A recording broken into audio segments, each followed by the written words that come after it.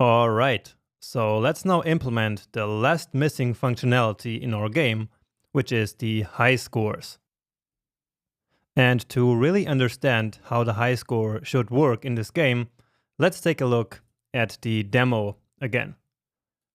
So let's reload the game and let's start here. And so you see that the score starts at 19. So let's try a couple of times, do a low score. Okay, so correct number, the score is 10, and the high score is now also set to 10, because this was my first game, and so now this is also my new high score.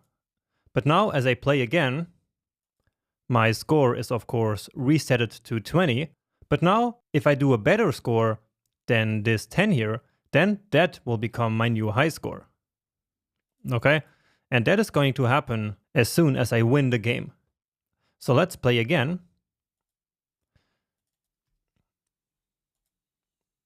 And to wish for a quick result.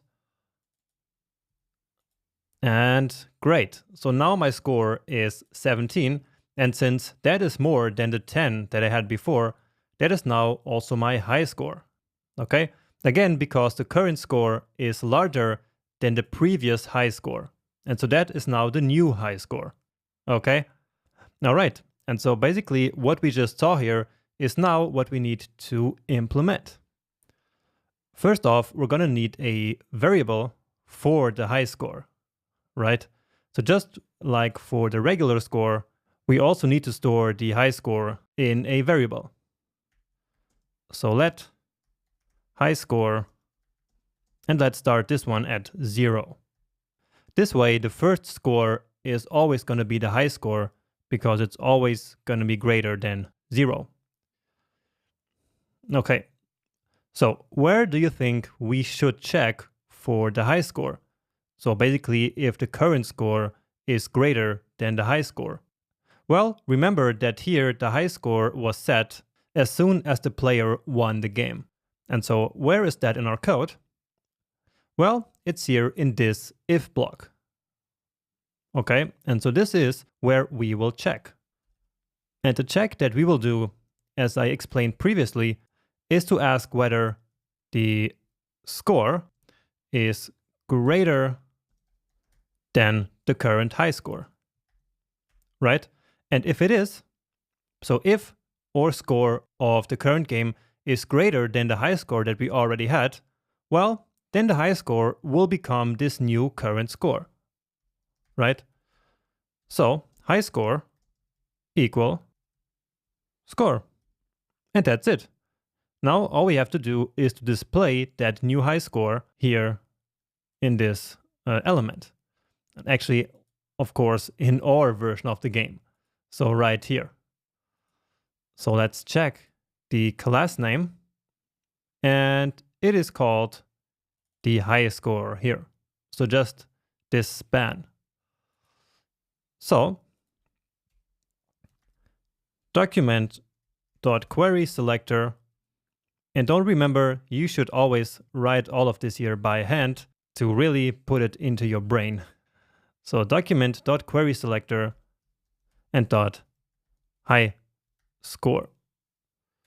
And I have a problem writing score apparently. So text content, and this will be set to high score. Okay, and that's it. This is the translation of the logic that I just explained earlier. So we need to have a high score variable so that we can keep track of it. And then whenever our game finishes, we check if the current score is greater than the high score. And if it is, that will become the new high score. And so we set our high score variable to the current score here. Okay. Let's just, to make sure, reload it here. And then let's play. Too high. Correct. Oh, and now we have a very high score because we did it in our second guess.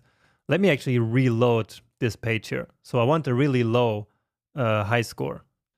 So let's try it again. So I clicked a couple of times to decrease the current score. Oh, and now we have a score of 14. And you see the new high score is now 14 because it used to be 0, but of course 14 is greater, and so 14 becomes our new high score. Okay, and now as I click again, everything will reset except for the high score. So that was the goal of having this button here, so that we can play the game again, but keeping the high score. Because of course, if we reload the whole page, then everything will be lost. So the whole code will then run again, and everything will reset. But here, we now keep our high score, right? So let's play again and try to get a better score here. So that's too low.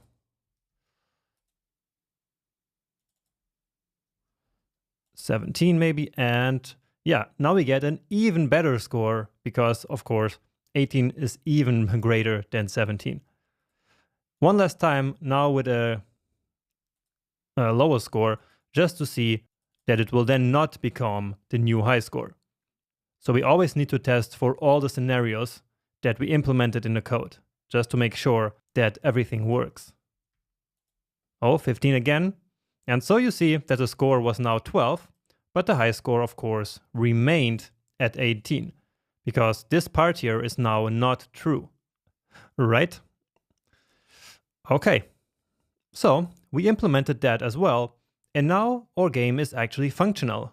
It works just fine, and you can show this now to a friend and tell them that you built this on your own with the power of JavaScript. So how great is that? So again, congratulations for making it to this point and for building really your first game using code. Now, it's not really a sophisticated game, but I still think it's a great achievement. Now, in the next video, we will finish up and clean this code a little bit.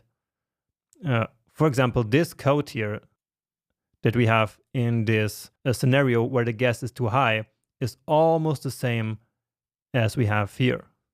And so we can change that a little bit to eliminate some of this duplicate code. There's also some other duplicate code that we can get rid of.